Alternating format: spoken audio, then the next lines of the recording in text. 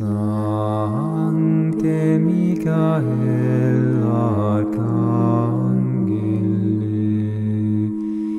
defende nos in prelio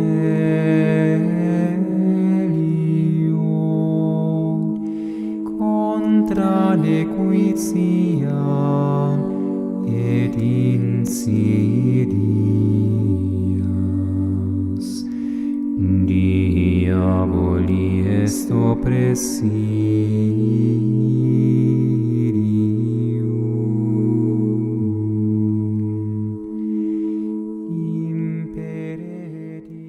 Chers amis, bonjour. J'ai voulu intituler cet exposé La bulle de Paul IV, fondement de notre combat de la foi. J'ai bien dit fondement de notre combat de la foi. Nous ne basons pas, nous ne fondons pas notre combat doctrinal sur une invention, sur une thèse nouvelle. Nous fondons notre combat sur l'enseignement officiel du vicaire du Christ, revêtu donc de l'infaillibilité. On ne pourra jamais dans l'avenir, dans le futur, quand il y aura de nouveau un vrai pape, on ne pourra jamais nous reprocher de nous être référés uniquement à la bulle de Paul IV, confirmée par le pape Saint Pie V, son successeur. Après, il pourra y avoir des adaptations, des précisions, tout ce que vous voulez, il n'y a pas de problème. Mais ça ne dépend pas de nous, c'est pas nous qui allons apporter ces précisions, ça sera le rôle justement du pape. Nous, dans l'absence totale de vicaire du Christ, dans l'absence totale de pasteur légitime, nous ne pouvons faire qu'une seule chose, nous raccrocher à la parole pontificale du passé, revêtue donc de l'infaillibilité du magistère. Après, savoir si la bulle est du magistère ordinaire ou extraordinaire, ça, on va en discuter ensuite. Mais déjà, posons dès le départ, voyez, que nous n'avons pas d'autre bouée de sauvetage, si je puis dire, dans le naufrage de Vatican II, que cette bulle absolument fondamentale, cette bulle qui est prophétique, cette bulle que Paul IV a écrite pour nous, pour notre temps, pour les catholiques de la fin des temps. Nous allons voir précisément où il parle de la désolation dans le lieu saint, prédite par le prophète Daniel. C'est nous, c'est la fin des temps. C'est pour nous que le pape Paul IV a écrit cette bulle. Ne nous étonnons pas que le démon fasse tout ce qu'il peut pour écarter cette bulle, pour en diminuer la portée, l'autorité, et que l'on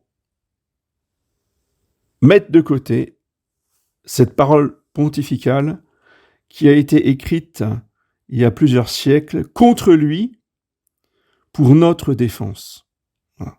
C'est ça qu'il faut comprendre dès le départ avant de commencer l'étude de la bulle elle-même. Voyons maintenant ce qu'a écrit le pape Paul IV dans sa bulle Cum ex apostolatus du 15 février 1559. Vous trouverez le texte de cette bulle avec les commentaires dont je vais vous lire une grande partie dans le livre absolument magnifique qui est une synthèse qui évite d'acheter 15 livres sur le sujet, car tout est dedans, en condensé, disons. Donc 60 ans de religion conciliaire aux éditions du collectif Saint-Robert Berlamin. Tout est dedans. Et d'ailleurs, en écoutant la lecture commentée que je vais vous faire, je vous conseille de prendre le livre sous les yeux parce que ce sont des textes qui ne sont pas évidents, dont nous n'avons pas évidemment l'habitude, qui nous parlent de choses qui nous sont pour la plupart étrangères. Donc c'est bien d'avoir le texte sous les yeux. Page 42 de l'édition 2019. Donc 60 ans de religion conciliaire. Alors d'abord, permettez-moi juste de présenter rapidement qu'est-ce que c'est qu'une bulle. Une bulle, c'est un document tout à fait officiel du magistère, tout comme un motu proprio, tout comme une encyclique, tout comme d'autres documents que le pape adresse à l'Église universelle ou à une partie de l'Église universelle. Après, cela peut être du magistère ordinaire, mais cela peut être aussi du magistère extraordinaire. Je pense en particulier à la bulle de Pie IX, définissant le dogme de l'Immaculée Conception. C'est évidemment du magistère extraordinaire, puisque cela définit un dogme. Dès que vous avez d'ailleurs le mot définition, quand le pape définit, ce n'est plus du magistère ordinaire, c'est du magistère extraordinaire, c'est-à-dire que c'est gravé dans le marbre, c'est irréformable. Vous avez d'autres bulles qui sont peut-être des questions plus anecdotiques ou plus secondaires, qui ne sont pas donc des définitions du magistère extraordinaire, qui sont de l'enseignement ordinaire. Lisons maintenant la bulle. De notre charge apostolique à nous confier par Dieu, nonobstant la faiblesse de nos mérites, découle pour nous le souci constant du troupeau du Seigneur. En conséquence, pour le garder fidèlement et le diriger salutairement, tel un berger vigilant, nous devons veiller avec assiduité et pourvoir avec attention à ce que soient repoussés loin de la bergerie du Christ tous ceux qui, à notre époque, pécheurs invétérés, s'appuient sur leur propre lumière, s'insurgent avec une insolence perverse contre l'enseignement de la foi orthodoxe, pervertissent par des inventions superstitieuses et factissent l'intelligence des Saintes Écritures. Évidemment, Paul IV avait dans le viseur tout spécialement les hérétiques protestants. Tous les disciples de Luther, de Calvin, de Zwingli, de tous ces fondateurs de sectes qu'on a dénommées protestantes, évidemment. Mais pas que. C'est beaucoup plus général. Donc, ceux qui s'insurgent avec une insolence perverse contre l'enseignement de la foi orthodoxe, qui se démènent pour déchirer l'unité de l'Église et la tunique sans couture du Seigneur, à ce qu'ils puissent continuer l'enseignement de l'erreur et au mépris de l'État de disciples de la vérité. Paragraphe 1. Nous considérons la situation actuelle assez grave et dangereuse. Alors, la situation actuelle assez grave et dangereuse, c'est évidemment le déchaînement du protestantisme avec le soulèvement des princes allemands contre l'Église, avec la persécution généralisée dans l'Europe. Mais sachez qu'une situation encore plus grave a eu lieu, mais j'en parlerai dans une autre capsule, où justement, il y a eu un usurpateur qui est monté sur le siège de Pierre, et Saint Bernard et Saint Norbert se sont associés pour bouter l'usurpateur hors du Vatican. C'est aussi en référence à cette époque-là que Paul IV écrit sa bulle, voyez, pour que cela ne se renouvelle jamais. Donc nous considérons la situation actuelle assez grave et dangereuse pour que le pontife romain, vicaire de Dieu et de notre Seigneur Jésus-Christ sur terre, revêtu de la plénitude du pouvoir sur la nation et les royaumes, juge que de tous les hommes, et ne pouvons être jugés par personne en ce monde, puisse toutefois être contredit s'il dévie de la foi catholique. Et puisque là où le danger s'étend, là aussi il devient plus profond. Il faut y veiller avec plus de diligence, de telle sorte que les pseudo-prophètes ou des hommes revêtus d'une juridiction séculière ne puissent prendre misérablement dans leurs actes les âmes des gens simples, entraîner avec eux à la perdition et à la damnation éternelle des peuples innombrables soumis à leurs soins et à leur autorité, soit spirituelle, soit temporelle. Donc, vous voyez déjà le souci du pasteur des âmes. Il veut que les gens simples soient protégés de l'influence et de la fausse autorité des hommes revêtus d'une juridiction séculière ou spirituelle, temporelle ou spirituelle. Donc, il ne s'agit pas pour lui de faire un cours de 6 ans de théologie pour que les gens simples puissent comprendre et être défendus contre les usurpateurs. Son propos, dans sa bulle, cum ex apostolatus, est d'être le plus simple, le plus clair possible pour être compris par les gens simples. Les gens simples, c'est nous, c'est vous et moi, voyez. Nous ne sommes pas des savants en théologie. C'est pas parce que moi j'ai fait du séminaire, j'ai fait quelques années de théologie, c'est pas pour ça que je suis un savant en théologie. Donc nous avons besoin, et l'Église prévoit tout. L'Église, c'est Jésus-Christ répandu et communiqué, disait Sainte Jeanne d'Arc. Donc notre bon Jésus, notre bon pasteur, a pris les devants pour nous expliquer les choses simplement et que nous ne tombions pas dans les pièges des fils de Satan qui veulent détruire son Église. Voyez. Déjà, dès le paragraphe 1, nous voyons toute la sollicitude et l'amour de notre bon pasteur par son vicaire qui veut protéger les gens simples, parce que l'Église n'est pas une société de savants. L'Église, ce sont les pauvres, les simples, les enfants et ceux qui leur ressemblent. Je continue le paragraphe 1.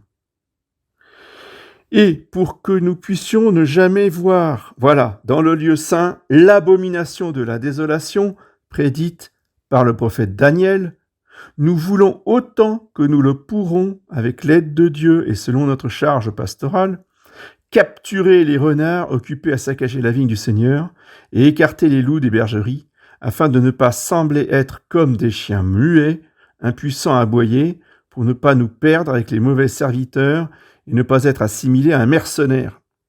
Oui, il s'agit bien de ne pas être un mercenaire, d'être un bon pasteur et d'être un chien vigilant qui aboie contre tous les renards occupés à saccager la vigne du Seigneur et à aboyer contre les loups qui rôdent autour des bergeries. L'expression utilisée par le pape Paul IV est très très forte, afin que nous puissions ne jamais voir dans le lieu saint l'abomination de la désolation prédite par le prophète Daniel, c'est-à-dire l'Antéchrist. L'Antéchrist qui s'assoira dans le temple de Dieu. Et saint Thomas d'Aquin, dans son commentaire sur la 2e épître aux Thessaloniciens, nous dit qu'est-ce que c'est que ce temple de Dieu ? C'est l'Église de Jésus-Christ. Parce que l'Antéchrist, à la fin, sera reçu dans l'Église. Il la gouvernera, dit saint Thomas. Allez voir ce commentaire de la 2e épître aux Thessaloniciens. Elle est d'une clarté et d'une simplicité enfantine, en même temps qu'elle est terrible. Et oui, c'est pour éviter ça que le pape Paul IV prend des dispositions. Et il nous montre, justement, que le jour où l'Antéchrist arrive dans le lieu saint, eh bien, il faut le démasquer comme n'ayant absolument aucune autorité. Non seulement ça, mais aucun pouvoir de faire quoi que ce soit. Le paragraphe suivant va nous montrer en quoi cet accès de l'Antéchrist au siège de Pierre, d'avance, par Paul IV, va être complètement neutralisé. Paragraphe 2. Après mûre délibération à ce sujet, avec nos vénérables frères les cardinaux de la Sainte Église romaine, sur leur conseil et avec leur assentiment unanime, de par notre autorité apostolique, nous approuvons et nous renouvelons toutes et chacune des sentences, censures, peines d'excommunication, interdits, privations et autres, quelles qu'elles soient, portées et promulguées par les pontifes romains, nos prédécesseurs, soit par leurs lettres circulaires, reçues par l'Église de Dieu dans les saints conciles, soit par les saints canons et constitutions et ordonnances apostoliques portées et promulguées, de quelque façon que ce soit, contre les hérétiques et les schismatiques. Bien. Donc ça, c'est un rappel, si vous voulez, et une confirmation de toutes les excommunications passées, inscrites dans les documents officiels des prédécesseurs de Paul IV. Nous voulons, alors attention, très important, nous voulons et nous décrétons que toutes ces dispositions passées soient observées perpétuellement.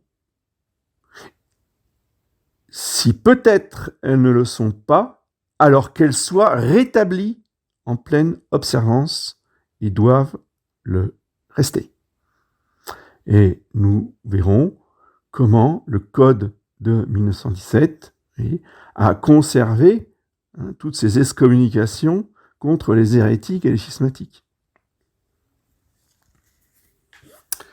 En outre, continue Paul IV, quiconque serait arrêté, avouant ou convaincu d'avoir dévié de la foi catholique, être tombé en quelque hérésie ou schisme, l'avoir suscité ou y avoir adhéré, ou encore que Dieu, dans sa clémence et sa bonté envers tous les hommes, daigne l'empêcher.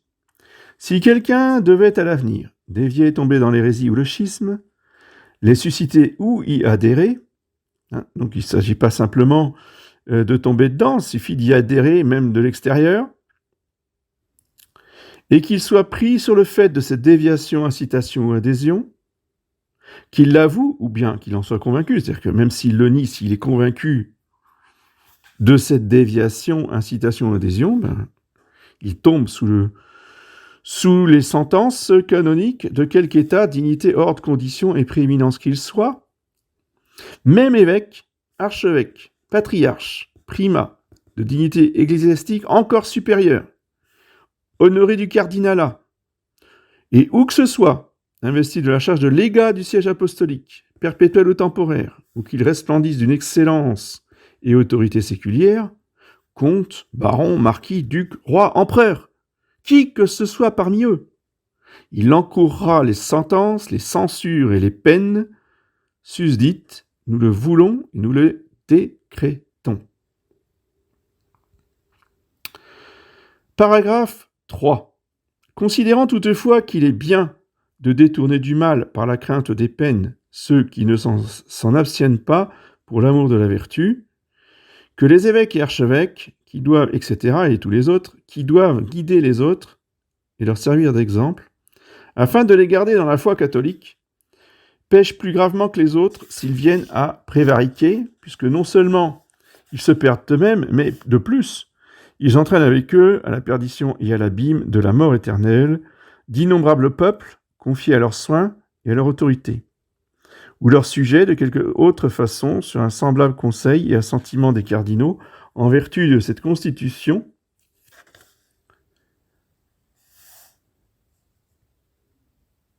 valide à perpétuité.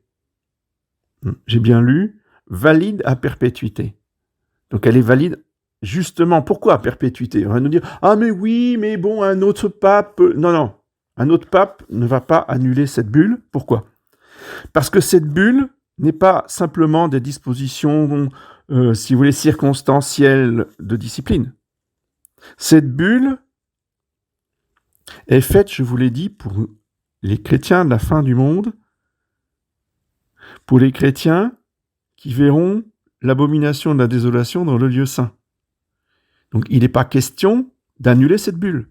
Personne ne doit annuler cette bulle. Elle est valide à perpétuité, nous dit Paul IV.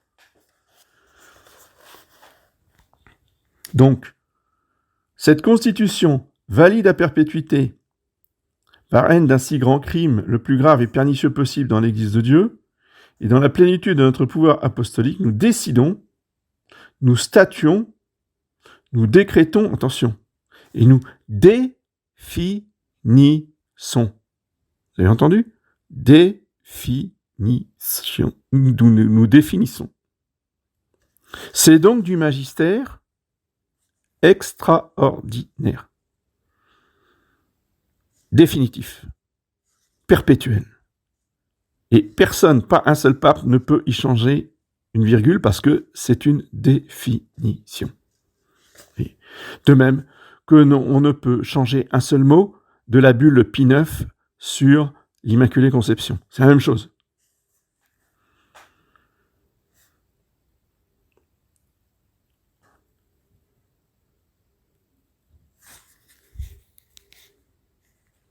Paragraphe 4. Ceux qui prétendront avoir un droit de patronage ou de nomination de personnes aptes à gouverner des églises cathédrales, patriarcales, etc., ou bien des monastères, ou des bénéfices ecclésiastiques devenus vacants, pour ne pas les exposer aux inconvénients d'une longue vacance, après les avoir arrachés à l'esclavage des hérétiques, et afin de les confier à des personnes aptes à diriger fidèlement les peuples dans les voies de la justice, ceux-là devront présenter les dites personnes aux églises monastères dans les limites du temps fixé par le droit, ou statuer en accord avec le Saint-Siège. De même, ils sont tenus de les présenter à nous-mêmes ou au pontife romain alors régnant. Oui. Bon. Paragraphe 5. Quiconque prendra sur lui, sciemment ou de quelque manière que ce soit, d'accueillir, de défendre, de favoriser ou croire les coupables arrêtés sur aveu ou preuve d'hérésie, ou encore d'assigner leurs erreurs, celui-là encourra du fait même une sentence d'excommunication. Par le fait même, il n'y a pas de monition, il n'y a pas d'avertissement, c'est par le fait même. La sentence d'excommunication tombe. Il deviendra hors la loi. Il ne pourra participer ni oralement, ni en acte, ni par écrit, ni par délégation ou procuration aux fonctions publiques ou privées des conseils, des synodes, du concile général ou du concile provincial, du conclave des cardinaux. D'accord ? Il n'y sera point admis. De plus, il sera inapte à tester, à hériter, et personne ne sera contraint de répondre pour lui en aucune affaire. S'il est juge, ses sentences n'auront aucune valeur, et nulle cause ne pourra être soumise à son jugement. S'il est avocat, son patronage ne sera nullement accepté. S'il est notaire, ses actes n'auront aucune portée ni aucune importance.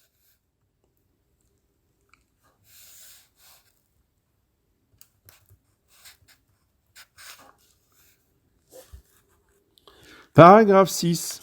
De plus, si jamais un jour il apparaissait qu'un évêque, faisant même fonction d'archevêque, de patriarche ou de primat, qu'un cardinal de l'Église romaine, même légat, qu'un souverain pontife lui-même, soit avant sa promotion et élévation au cardinalat, ou même au souverain pontificat, déviant de la foi catholique et tombé en quelque hérésie, sa promotion ou élévation, même si elle a lieu dans la concorde et avec l'assentiment unanime de tous les cardinaux, est nulle, sans valeur et non avenue.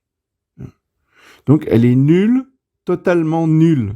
Il n'est pas l'élu du conclave, c'est ça que ça veut dire. Ça veut dire que l'élection est nulle. On est bien d'accord ? Donc il n'est pas pape matérialitaire. Et pour Paul IV, il est rien du tout. Il est toujours cardinal comme avant. Le fait qu'il ait été reconnu pape, si vous voulez, n'a aucune valeur, n'a aucune validité. Son entrée en charge, sa consécration, son gouvernement, son administration, tout devra être tenu pour illégitime. S'il s'agit du souverain pontife, on ne pourra prétendre que son intronisation, l'obéissance à lui jurée, le cours d'une durée quelle qu'elle soit de son règne, donc même si, vous voyez, Jean-Paul II, il a régné très longtemps, hein. Un des règnes les plus longs, hein. Ça ne change rien au problème. Quel que soit, nous dit Paul IV, quelle que soit la durée de son règne, que tout cela, hein, on ne pourra prétendre que tout cela a convalidé ou peut convalider son pontificat. Celui-ci ne peut être tenu pour légitime jamais et en aucun de ses actes. D'accord ? Donc toutes les encycliques de Jean-Paul II, poubelle. Toutes les canonisations de Jean-Paul II, poubelle. Tous les discours du mercredi de Jean-Paul, poubelle. Ça ne vaut rien. Nul, sans valeur et non avenu.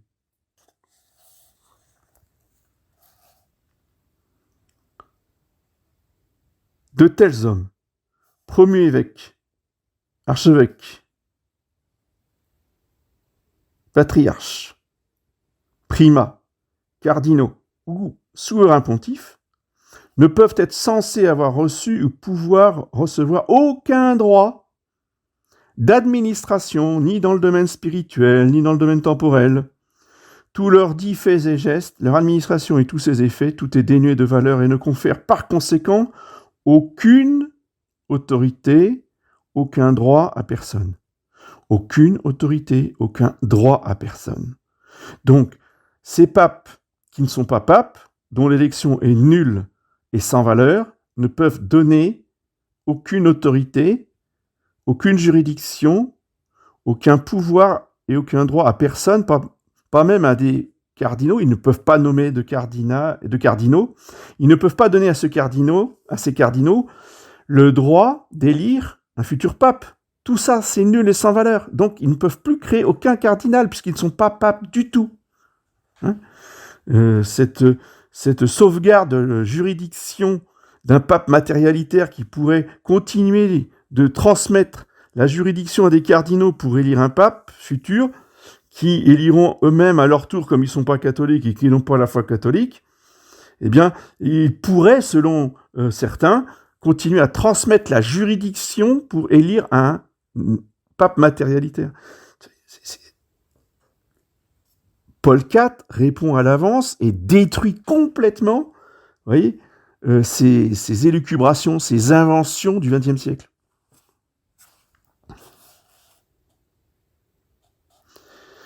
Ces hommes, continue Paul IV, ainsi promus, seront donc sans besoin d'aucune déclaration ultérieure.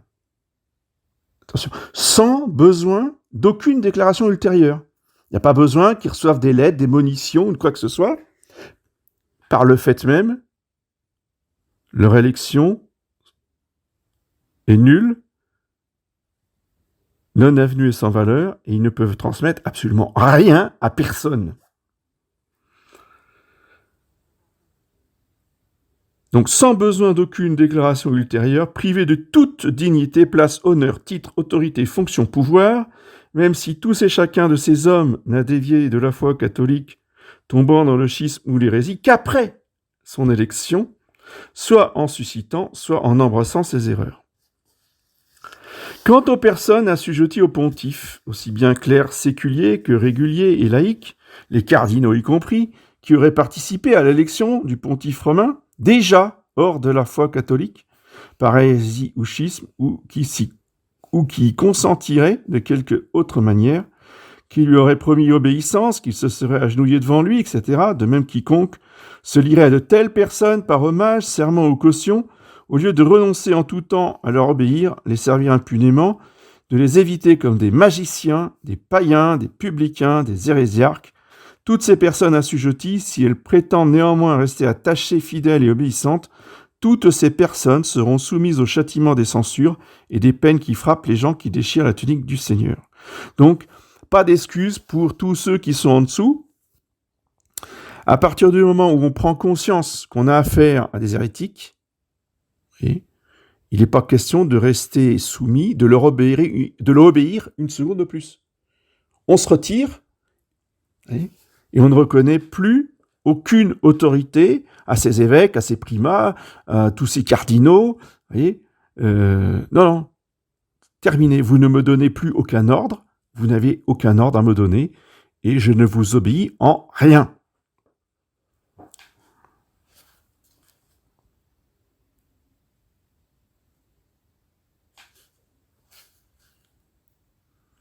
Que personne, paragraphe 10, dernier paragraphe, très très important aussi, qui va mettre le sceau, si vous voulez, définitif à la bulle. Que personne donc ne se permette d'enfreindre ce document, qui exprimant, attention, notre décision, innovation, sanction, statut, dérogation, décret, interdiction, ou d'y contrevenir avec une audace téméraire. Si quelqu'un avait cette outrecuidance, il encourrait, qu'il le sache, l'indignation du Dieu Tout-Puissant et des bienheureux apôtres Saint-Pierre et Saint-Paul. Donc, l'avertissement est parfaitement clair. Personne ne peut enfreindre cette bulle sans encourir l'indignation du Dieu Tout-Puissant et des saints apôtres Pierre et Paul. Avis à tout le clergé de la fin du XXe siècle, toute société dite traditionnaliste, des ralliés, des non-ralliés, des sédévagantistes, des non-sédévagantistes, des unacum, etc., ou pas unacum, parce que ça va jusque-là, ça va jusqu'à des gens non-unacum, qui enfreignent cette bulle de Paul IV. Maintenant, voyons un petit peu le contexte et faisons quelques commentaires.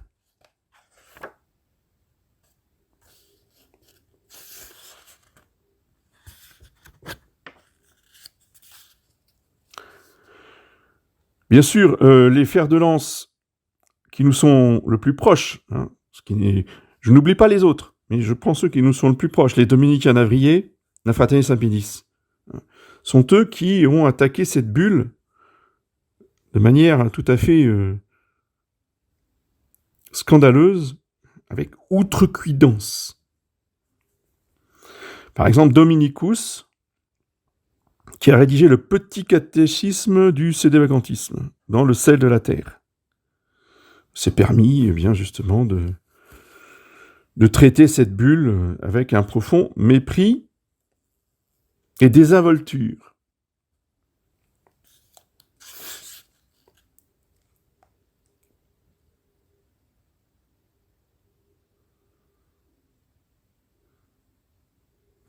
Nous allons vous citer un extrait de la revue Bonum Certamen de M. l'abbé Moureau. M. l'abbé Moureau est un prêtre de Nancy qui est décédé dans les années 90 et qui, dans sa revue, très riche, très intéressante, que je vous recommande, si vous en trouvez des exemplaires, n'hésitez pas à vous les procurer. Il s'est attaqué au réseau maçonnique à l'intérieur du Vatican. Il a révélé beaucoup de choses à l'époque, dans les années 80. Il était évidemment sédévagantiste, comme nous. C'est-à-dire, il s'appuyait sur la bulle de Paul IV. Il n'a jamais cru dans la thèse. Et M. l'abbé Moureau n'a jamais eu un seul procès par rapport à toutes les accusations qu'il faisait, parce que, si vous voulez, il correspondait, sur le plan ecclésiastique, à Henri Coston, pour ceux qui connaissent Henri Coston, qui est décédé aussi il y a un certain nombre d'années, fondateur de Chiré-en-Montreuil, fondateur de la revue Lecture française.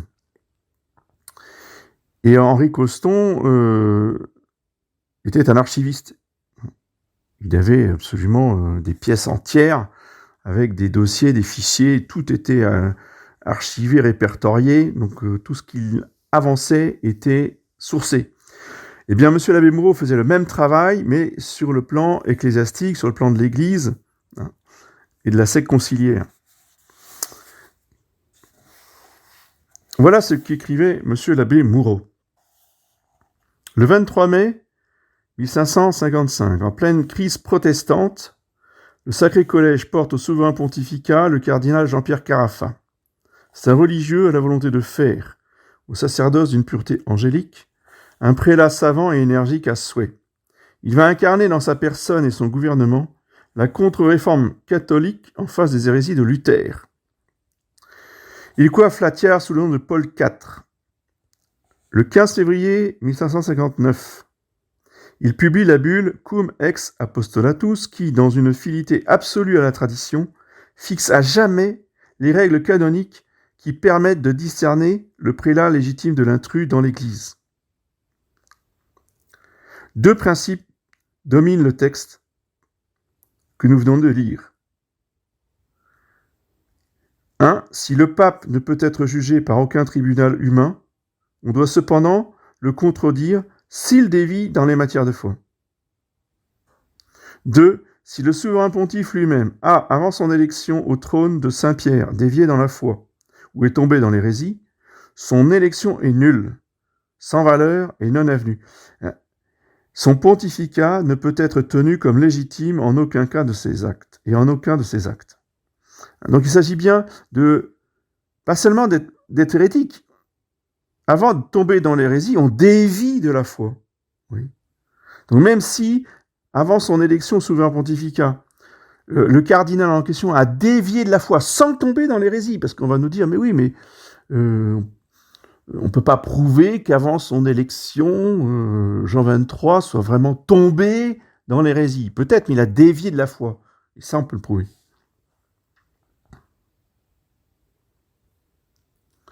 Voici la traduction des passages essentiels de la bulle, donc on vient de la lire.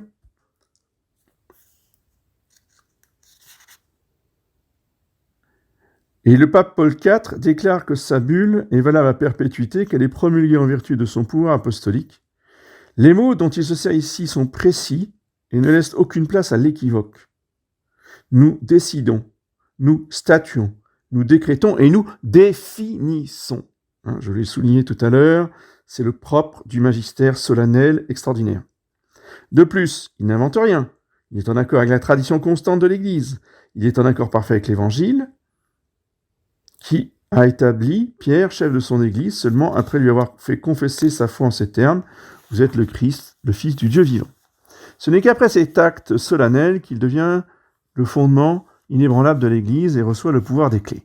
Ajoutons qu'il serait illogique et indigne de Dieu de supposer que celui qui a dit à Jean être venu pour donner sa vie pour ses brebis les livre aux voleurs, c'est-à-dire, pour parler clairement, à l'hérétique, ou démagogue qui se fait ovationner par les foules dépourvues de sens religieux, qui coudoie avec les ennemis de la foi catholique, qui fréquentent leur temple ou leur synagogue. Évidemment, l'abbé Moureau n'a pas connu Bergoglio, mais on peut rajouter nous, et qui encense une idole païenne de Pachamama. Et pourtant, Pie IX a découvert dans les documents qu'il fait saisir dans les loges que c'était d'un tel pape que rêvait la maçonnerie pour ruiner l'Église catholique. Heureusement, Dieu donna à son fidèle serviteur Paul IV une science prophétique qui lui fait écrire un texte qui empêche à jamais pareil malheur, car il dégage les fidèles de l'obéissance à un pontife qui n'est pas en communion de foi avec son maître, notre Seigneur Jésus-Christ. Saint Pie X avait inséré cette bulle dans le corps même du Code de droit canonique. Ça, c'est très intéressant. C'est toujours l'abbé Moureau qui parle. Saint Pie X, je répète, avait inséré cette bulle dans le corps même du Code de droit canonique. Donc on ne nous dise pas que Saint Pie X a rejeté cette bulle ou a abrogé cette bulle, c'est pas vrai. Du tout, du tout. C'est tout le contraire.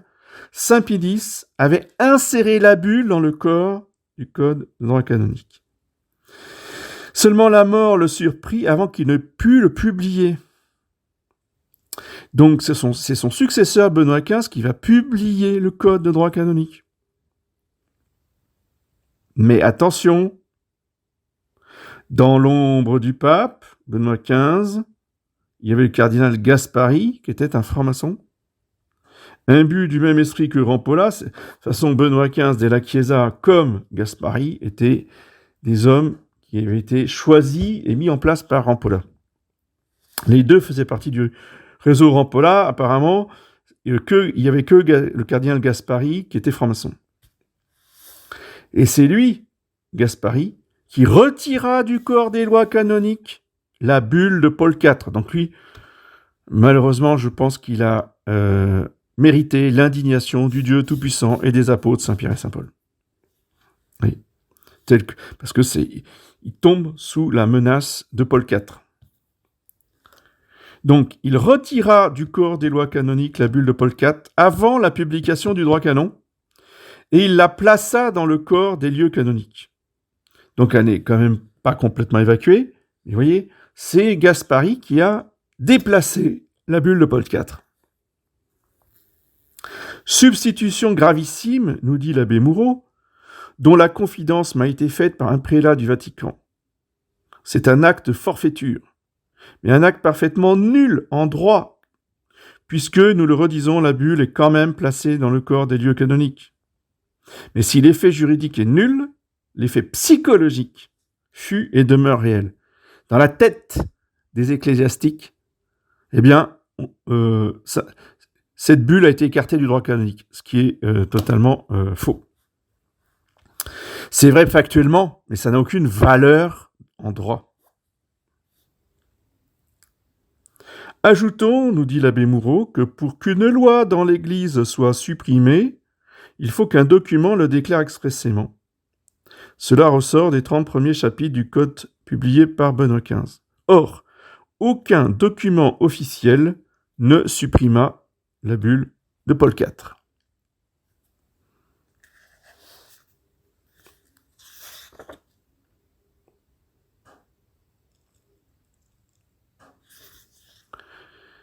Alors non seulement la bulle de Paul IV n'a pas été annulée ou abrogée, mais le Code de droit canon reprend des paragraphes entiers ou des extraits de paragraphes de la bulle de Paul IV, et ceci jusqu'à 14 reprises, dans 14 canons différents. D'accord ? Donc, il ne faut pas nous dire que écartons cette bulle, elle n'a rien à voir avec le sujet. Excusez-moi. Elle est reprise dans les canons du Code de 1917, avec, en note de bas de page, la référence directe à la bulle de Paul IV. C'est-à-dire, tel canon, voilà, eh bien, la source, c'est bien la bulle de Paul IV.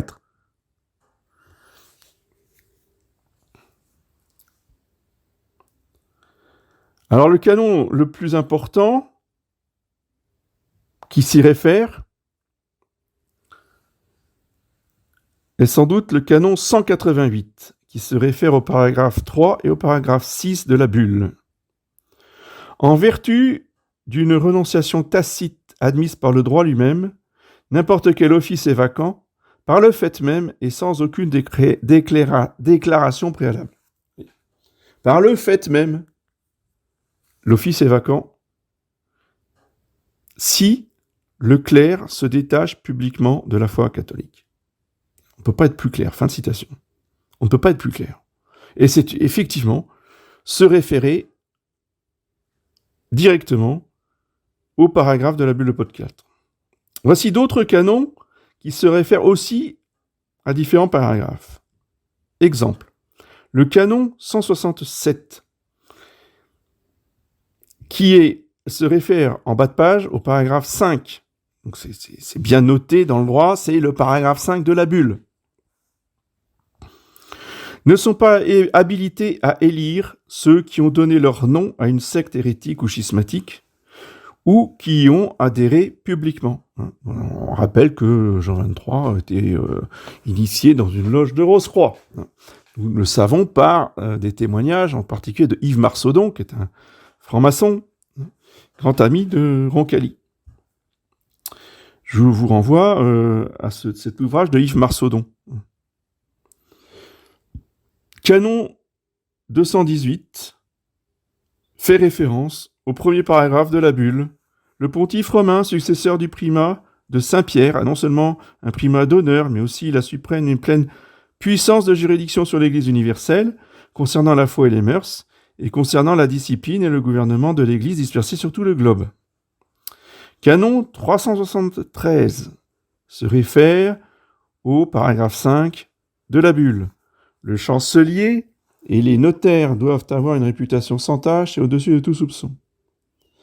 Le canon 1435 fait référence aux paragraphes 4 et 6 de la bulle de Paul IV.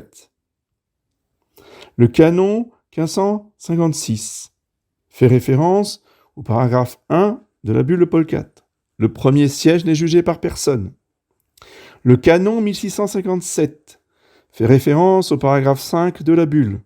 Le procureur et l'avocat doivent être catholiques, majeurs et de bonne renommée. Les non-catholiques ne sont pas admis, sauf cas exceptionnel et par nécessité. Canon 1757 se réfère au paragraphe 5 de la bulle. Sont à récuser comme étant des témoins suspects les excommuniés, les parjures, les infâmes après sentence déclaratoire ou condamnatoire. Canon 2198 se réfère au paragraphe 7 de Paul IV. Seule l'autorité ecclésiastique, en requérant parfois l'aide du bras séculier, là où elle le juge nécessaire ou opportun, poursuit le délit qui, par sa nature, lèse uniquement la loi de l'Église. Les dispositions du canon 120 restant sauves, l'autorité civile punit de droit propre le délit qui lèse uniquement la loi civile, bien que l'Église reste compétente à son égard en raison du péché. Le délit qui lèse la loi des deux sociétés peut être puni par les deux pouvoirs. Canon 2207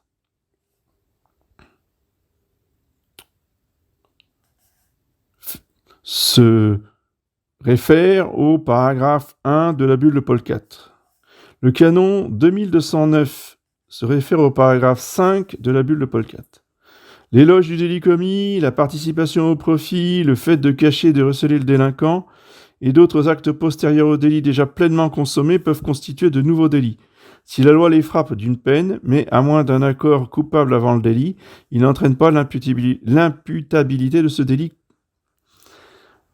Voilà, bref, canon 2264 se réfère au paragraphe 5 de la bulle. Tout acte de juridiction, tant du fort interne que du fort externe, posé par un excommunié, est illicite. Et s'il y a lieu d'une sentence condamnatoire ou déclaratoire, l'acte est même invalide. Canon 2294. Celui qui est frappé d'une infamie de droit est irrégulier. Il est inhabile à obtenir les bénéfices, pensions, dignités, etc., à exercer les actes légitimes ecclésiastiques, un droit ou un emploi ecclésiastique, et enfin, il doit être écarté de tout exercice des fonctions sacrées. L'adhésion publique à une secte non catholique entraîne automatiquement l'infamie de droit. Canon 2314 se réfère aux paragraphes 2, 3 et 6 de la bulle. Tous les apostats de la foi chrétienne, tous les hérétiques ou schismatiques et chacun d'eux, encourent par le fait même une excommunication. À moins que, après avoir été avertis, ils se soient repentis, qu'ils se soient privés de tout bénéfice, dignité, pension, office ou charge, s'ils en avaient dans l'Église, qu'ils soient déclarés infâmes, et s'ils sont clercs à prémonition, qu'on les dépose. S'ils ont donné leur nom à une secte non catholique, ou y ont adhéré publiquement, ils sont infâmes par le fait même et en tenant compte de la prescription du canon 188, que les clercs à prémonition inefficace soient dégradés. Canon 2316 fait référence au paragraphe 5 de la bulle. Celui qui, de quelque façon que ce soit, aide spontanément et sciemment à propager l'hérésie, ou bien qui communique dans le culte d'une secte non catholique avec des hérétiques, contrairement à la prescription du canon 1258, est suspect d'hérésie. Voilà. Donc ça fait quand même pas mal deux canons qui reprennent explicitement, et pour un d'entre eux implicitement, les paragraphes de la bulle pour qu'on ne dise pas que cette bulle a été totalement abrogée. Ensuite, elle a été reprise et approuvée, enfin confirmée, disons, pas approuvée, confirmée par le pape Saint Pie V le 21 décembre 1566 par son motu proprio inter multiplices curas. Voilà ce que dit Saint Pie V. De notre propre mouvement étions certaines et dans la plénitude de notre puissance apostolique, concernant la constitution de Paul IV, donnée en date du 15 février 1559, nous en renouvelons la teneur présentement et encore nous la confirmons. Nous voulons et commandons qu'elle soit observée inviolablement et avec le plus grand soin, selon son enchaînement et sa teneur. Fin de citation. Bien sûr que la bulle de Paul IV n'a absolument pas besoin d'être confirmée. C'est pas parce que les autres papes ne l'ont pas confirmée qu'elle n'est pas valable. Qu'elle n'est pas valable à perpétuité. Il n'y a pas besoin que les papes... Oui. Mais Saint Pie V a voulu, si vous voulez, marquer le coup, on peut dire, et il a renouvelé et confirmé cette bulle pour en donner toute la force contre les protestants en particulier. On nous objectera que Pie XII a changé les lois concernant la réunion du conclave et les lois sur les cardinaux qui peuvent élire le pape. En levant toutes les excommunications interdites et peines ecclésiastiques sur les cardinaux le temps du conclave.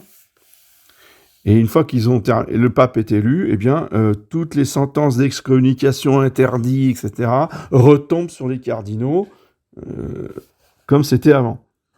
Oui, mais seulement, ce sont des excommunications interdites et toute peine canonique qui ne concernent pas l'hérésie. Ce sont des peines purement disciplinaires pour d'autres délits, pas pour les délits d'hérésie ou de schisme. Pourquoi ? Parce que l'hérésie sépare fondamentalement de l'Église, et aucun pouvoir ne peut faire que l'hérétique soit membre de l'Église. Donc la bulle de Paul IV est fondée sur le droit divin, elle est irréformable, c'est du magistère extraordinaire. Elle dépasse le cadre disciplinaire, elle est un jugement découlant d'une doctrine concernant la foi. C'est pas purement de la discipline, puisqu'on parle d'hérésie, ça touche la foi, ça touche pas uniquement la discipline. Elle est couverte, cette bulle de Paul IV, du sceau de l'infaillibilité pontificale ex cathedra solennelle. Et donc, par nature, elle est irréformable. Une bulle pontificale n'a aucunement besoin d'être confirmée par le successeur du pape pour demeurer en vigueur. Voilà un exemple donné par Léon XIII. Dans sa lettre apostolique Quo Graviora de 1826. Le bruit s'était répandu que Clément XII étant mort, la peine d'excommunication portée par sa bulle contre les francs-maçons serait sans effet puisque cette bulle n'avait pas été expressément confirmée par son successeur. Assurément, il était absurde de prétendre que les bulles des anciens papes dussent tomber en désuétude si elles n'étaient pas expressément approuvées par leurs successeurs. Oui. Donc, la bulle de Paul IV est toujours valable, elle est toujours valide, elle n'a pas besoin d'être confirmée par quiconque, et elle est valide à perpétuité.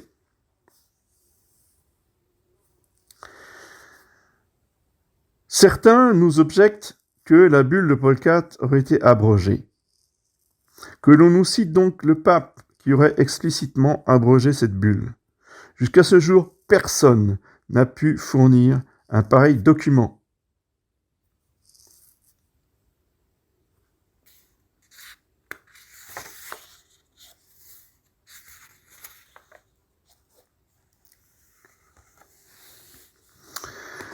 On ne peut pas être plus clair, on ne peut pas être plus simple. Oui. La bulle de Paul IV nous mais dans la paix, dans la certitude, dans la parole revêtue de l'infaillibilité. Mais alors évidemment, si tout est nul, sans valeur, non avenu, il n'y a plus de cardinaux possible, puisque les nominations des usurpateurs ne valent rien. Or, le problème, c'est que ça fait 60 ans qu'on a des usurpateurs sur le trône de pierre. Donc, ça fait longtemps qu'il n'y a plus de cardinaux du tout sur Terre. Alors, les bonnes âmes traditionnalistes crient leur horreur en disant « ce n'est pas possible, l'Église ne peut pas s'arrêter, il faut forcément qu'il y ait des cardinaux pour élire un pape, on ne peut pas se passer de pape ». La bulle de Paul IV est du magistère extraordinaire. On ne peut la contredire sans provoquer l'indignation du Dieu Tout-Puissant. Donc, il n'est pas question de remettre la bulle de Paul IV en cause. Donc, il n'y a plus de solution humaine. C'est ça que ça veut dire. Les hommes ne peuvent plus rien pour avoir de nouveau un pape sur le siège de Pierre. Seul Jésus-Christ peut remédier à cette situation et aucun homme sur terre, même pas Monseigneur Sanborn, vous voyez. Je suis désolé pour lui, avec tout le respect que je lui dois, il ne peut pas faire que des cardinaux conciliaires se convertissant puissent élire un pape. Ce n'est pas possible. Alors, que nous reste-t-il ? Eh bien, il ne nous reste que Jésus-Christ. Mais Jésus-Christ, encore une fois, n'abandonne pas son troupeau. Il explique à ses petites brebis par des prophéties, alors ça reste des prophéties privées, certes, mais ce sont des prophéties qui nous expliquent l'avenir, qui nous expliquent comment il va remédier à cette situation que nous vivons. Il l'a expliqué à une vénérable Élisabeth Canori Mora, donc qui est une dame romaine, qui était une tertiaire d'un ordre religieux trinitaire, je crois bien. Et elle explique, si vous voulez, la vision qu'elle a eue de notre situation. Voilà le texte de la vénérable Élisabeth. En 1820, le jour de la fête de Saint-Pierre, pendant que je priais pour les besoins de l'Église et pour la conversion des pécheurs, au nombre desquels j'occupe le premier rang, je fus ravi au ciel et placé tout près de Dieu. Par le moyen d'une lumière inaccessible, je fus si intimement uni à lui que je ne me reconnaissais plus moi-même, étant tout transformé dans cette lumière divine. Je vis le ciel s'ouvrir et en descendre avec majesté le prince des apôtres, donc Saint-Pierre, accompagné d'une multitude d'esprits célestes, chantant des hymnes de louange. Le glorieux apôtre était revêtu des habits pontificaux et tenait en main une crosse avec laquelle il traça sur la terre une grande croix. Pendant qu'il traçait cette croix, il était entouré par les anges qui chantaient en son honneur les paroles du psaume « Vous les établirez princes sur toute la terre ». Il appuya ensuite sa crosse aux quatre extrémités de la croix, et au même instant, il en sortit 4 arbres magnifiques, portant des fleurs et des fruits très précieux. Ces arbres mystérieux avaient eux-mêmes la forme d'une croix et étaient entourés d'une vive lumière. Saint Pierre alla ensuite ouvrir toutes les portes des couvents. Ces arbres devaient servir de lieu de refuge au petit troupeau de Jésus-Christ et préserver les bons chrétiens du terrible châtiment qui bouleversera le monde entier. Tous les fidèles qui auront gardé dans leur cœur la foi de Jésus-Christ, ainsi que les religieux et les religieuses qui auront conservé fidèlement l'esprit de leur institut, seront tous abrités sous ces arbres et délivrés de l'affreux châtiment. Mais malheur aux religieux et religieuses qui n'observent pas leurs règles, malheur aussi à tous les prêtres indignes et à tous les séculiers qui s'adonnent au libertinage et qui suivent les fausses maximes de la philosophie moderne condamnés par l'Église comme étant contraires aux préceptes de l'Évangile. Par leur conduite détestable, ces misérables, niant la foi de Jésus-Christ, périront sous le poids du bras exterminateur de la justice de Dieu, à laquelle personne n'échappera. Tous les bons chrétiens s'étant réfugiés sous les arbres mystérieux, je les vis sous la figure de jolies brebis confiées à la garde de Saint-Pierre, leur pasteur, et professant envers lui la plus humble soumission et la plus respectueuse obéissance. Aussitôt que le saint apôtre eut mis en lieu sûr le troupeau de Jésus-Christ, il remonta au ciel accompagné des anges. À peine eurent-ils disparu que le ciel se couvrit de nuages si sombres et si épais qu'il était impossible de le regarder sans en être effrayé. Tout à coup, il s'éleva un vent violent et impétueux, dont le sifflement ressemblait au rugissement d'un lion en fureur. La terreur et l'effroi se répandront parmi les hommes jusque parmi les animaux. Tous les hommes seront en révolte. Ils se tueront mutuellement et se massacreront sans pitié. Pendant ce combat sanglant, la main vengeresse de Dieu sera sur ces malheureux, et par sa puissance il punira leur orgueil et leur témérité. Il se servira du pouvoir des ténèbres pour exterminer ces hommes sectaires et impies qui voudraient renverser la Sainte Église et la détruire jusque dans ses fondements. Par leur malice audacieuse, ces hommes iniques prétendent faire descendre Dieu de son trône suprême. Mais il se rira de leur astuce, et par un signe de sa main puissante, il punira ces perfides et ces blasphémateurs, en permettant aux puissances ténébreuses de sortir de l'enfer. D'immenses légions de démons parcourront alors le monde entier, et par les grandes ruines qu'ils causeront, ils exécuteront les ordres de la justice divine. Ils s'attaqueront à tout et nuiront aux hommes, aux familles, aux propriétés, aux substances, aux cités, aux villages, aux maisons, et rien de ce qui est sur la terre ne sera épargné.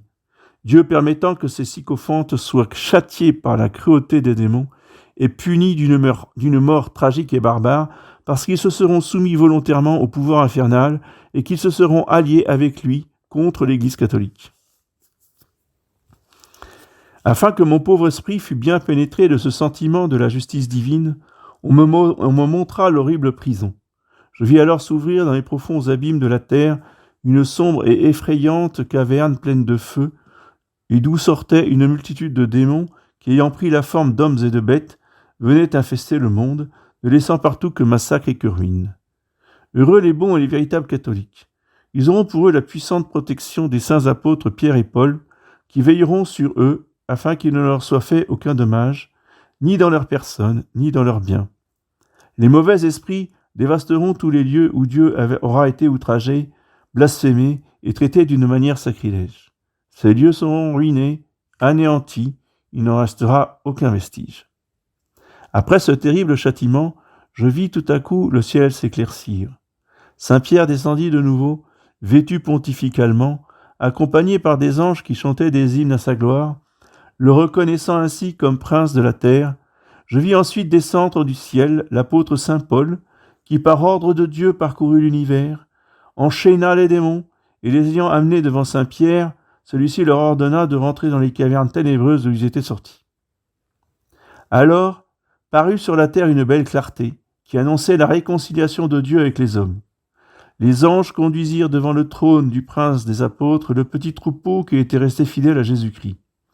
Ces bons et fervents chrétiens lui présentèrent leurs hommages respectueux et, bénissant Dieu, remercièrent l'apôtre de les avoir préservés de la ruine générale et d'avoir conservé et soutenu l'Église de Jésus-Christ en ne permettant pas qu'elle fût entraînée par les fausses maximes du monde. Saint Pierre choisit alors le nouveau pontife. Voilà la solution. Qui va élire le prochain pape? Ce sera Saint Pierre lui-même. L'Église fut ensuite reconstituée, les ordres religieux rétablis, et les maisons des chrétiens ressemblaient aux maisons religieuses, tant était grand la ferveur et le zèle pour la gloire de Dieu. Ce fut de cette manière que s'accomplit en un moment l'éclatant triomphe de l'Église catholique. Voilà ce que notre Seigneur a montré à la vénérable Élisabeth Kenimura. C'est Saint Pierre qui viendra désigner le futur pape, et alors tout repartira. Alors, l'abbé Ricossa m'a honoré d'un article il y a fort longtemps dans Sodalitium, parce que j'avais cité cette vision dans ma revue La Tour de David, en disant que tout cela, c'était des fadaises, parce que si Saint-Pierre venait désigner le nouveau pape, eh bien, ce pape ne serait pas un pape de l'Église catholique. Vous avez bien entendu. Si Saint-Pierre revenait désigner le pape, ce pape ne serait pas un pape de l'Église catholique. Pourquoi ? Parce que Saint-Pierre est dans l'Église triomphante, et donc il ne peut pas, il n'a pas le pouvoir d'élire ou de choisir un pape. Oui. Ça serait une autre Église, dit l'abbé Ricossa. Alors, pourquoi dit-il cela ? Parce que l'abbé Ricossa est un légaliste. C'est-à-dire qu'il adore le droit canon. Et donc, ni Saint-Pierre, ni Jésus-Christ ne peut enfreindre le droit canon. Il est nommé nulle part dans le droit canon que Saint-Pierre puisse venir élire le pape. Le pape ne peut être élu que par le conclave des cardinaux, donc Saint-Pierre doit se soumettre au droit canon. Il ne peut pas passer outre le droit canon. Oui. C'est totalement pharisaïque comme conception du droit.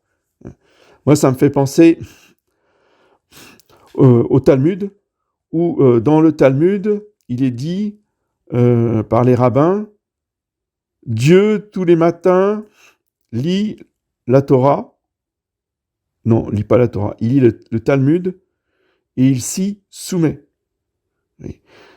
Et donc, pour ce genre de prêtre, si vous voulez, on pourrait traduire tous les matins, Jésus-Christ lit le droit canon de l'Église, de son Église, et il s'y soumet. Voilà. Bien sûr que tout cela est ridicule. Notre Seigneur comme Saint-Pierre sont bien au-dessus du droit canon. Non pas qu'ils le contredisent, mais ils sont au-dessus. C'est qu'ils peuvent très bien agir en dehors du droit canon. Oui. Comme notre Seigneur l'a fait pour Saint Paul. Oui. Il y a la loi ordinaire. La loi ordinaire, c'est que quand le collège des apôtres veut nommer un apôtre, veut élire un apôtre, par exemple, pour remplacer Judas qui s'est suicidé, Saint-Pierre a réuni les apôtres et leur a dit, écoutez, on va tirer au sort, soit élire l'élection, ça peut être une élection par tirage au sort, c'est pas forcément une élection par vote secret. Oui. Ça aurait pu être par vote à main levée. Non, Saint-Pierre a choisi le mode de scrutin, le tirage au sort. Voilà, donc il a choisi 2 candidats, et le sort est tombé sur Matthias. Et donc Saint Matthias est devenu apôtre, selon voyez, les modes de scrutin établis par le premier pape Saint-Pierre. Très bien. Oui, sauf que Jésus-Christ, lui, c'est le chef de l'Église, il est supérieur à Saint-Pierre. Il a tout à fait le droit et le pouvoir de choisir un autre apôtre sans en parler à son vicaire, sans en parler à son pape, oui, sans en parler à Saint-Pierre. C'est ce qu'il a fait. Il a terrassé Saul de Tarse, qui allait massacrer les chrétiens. Il le convertit, il en fait son apôtre. Puis Saint-Pierre, il arrive à Rome, grand sourire. Voilà, bonjour tout le monde. Je m'appelle Paul de Tarse et je suis apôtre de Jésus-Christ. Tiens, première nouvelle, on n'a pas été prévenu. Voilà. Et donc, il a fallu que saint Paul prouve qu'il était bien envoyé par Jésus-Christ. Bon, il a certainement eu des confirmations surnaturelles, mais Jésus-Christ n'est pas passé par l'élection des apôtres, du collège apostolique. Rien du tout. Voyez, mais d'après l'abbé Ricossa, il n'avait pas le droit de le faire. Alors, si on applique le raisonnement de l'abbé Ricossa, saint Paul n'est pas un vrai apôtre, puisque Jésus-Christ qui était ressuscité, donc qui était comme saint Pierre dans la vision de la vénérable Élisabeth dans l'éternité, ne pouvait pas intervenir dit l'abbé Ricossa, dans l'Église militante. Ce qui est totalement faux. L'exemple de saint Paul montre bien que, tout en étant dans l'Église triomphante, Jésus-Christ ou saint Pierre peuvent intervenir dans l'Église militante. Voilà. Bien sûr, évidemment. Voilà pour répondre aux objections faites à cette vision de la vénérable Élisabeth Kalimra. Je conclurai en disant que la thèse de Cassius-Yacoum, complètement inventée par le père Gérard des Lauriers, dominicain, oui, eh bien, ne fait pas le poids par rapport à la bulle de Paul IV, du vicaire de Jésus-Christ, qui a fait une bulle solennelle du magistère extraordinaire, qui définit les choses. Voyez, entre la thèse et la bulle, il n'y a pas à hésiter une seconde. On est bien d'accord. D'autant plus que, et je termine par là, nous avons une lettre manuscrite qui a été reproduite en fac-similé dans le dernier numéro de la Voix des Francs, numéro 73, où Monseigneur de Gérard des Lauriers, parce qu'il était évêque à l'époque, juste avant sa mort, cette lettre a été écrite quelque temps avant sa mort, où il reconnaît que sa thèse est remplie d'erreurs énormes. C'est lui-même qui le dit. Des erreurs théologiques énormes. Bon, très bien, nous en prenons acte. Vous voyez, on n'avait pas besoin de cela pour s'en rendre compte, mais quand l'auteur lui-même vous le dit, c'est encore plus fort. Oui. Donc, je vous en supplie, ne cherchez même pas à savoir en quoi consiste cette thèse de Cassius-Yacoum, puisque l'auteur se rétracte et nie cette thèse à la fin de sa vie. Bon, ça veut dire qu'elle est nulle, sans valeur et non avenue. D'accord ? Par contre, la bulle de Paul IV, elle, étant du magistère extraordinaire, elle est valable et valide à perpétuité.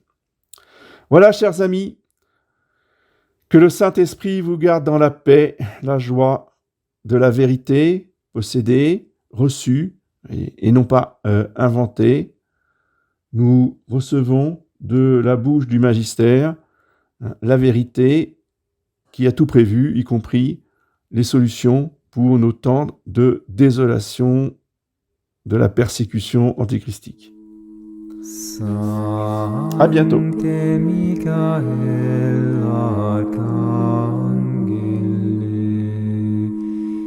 Defende nos in prelio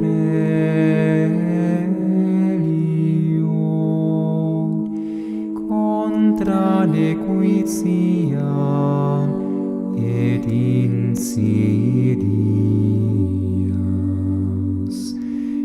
Diaboli est oppressirium.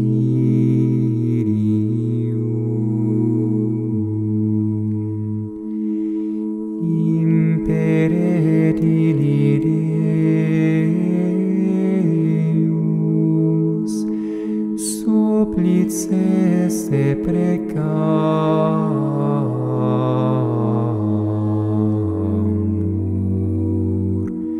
tuque princeps,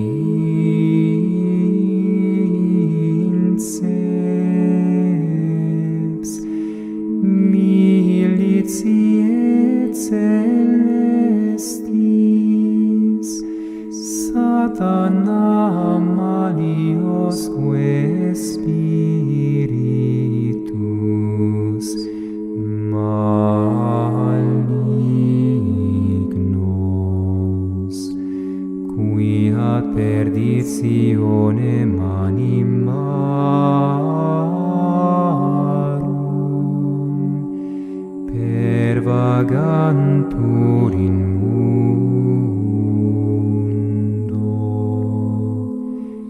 Divina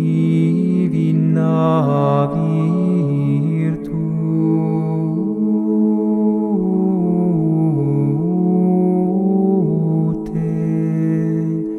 in inferno